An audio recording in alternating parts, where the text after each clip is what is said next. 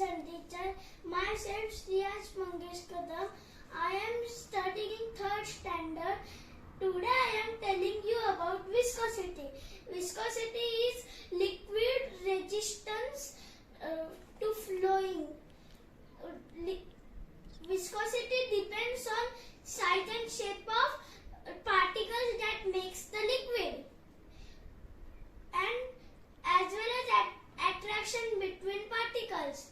Liquid that have low viscosity flows quickly like water.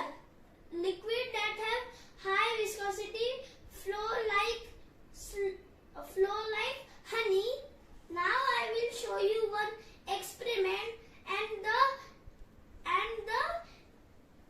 objective of experiment is to measure viscosity of sample liquids, how thick a liquid is. In my experiment, I took 2 jars, one filled with water, one filled with honey, and took 2 marbles. Now carefully drop one marble in each jar.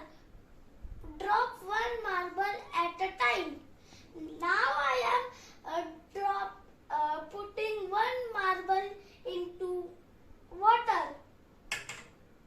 and 1 marble into honey, and observe the flow.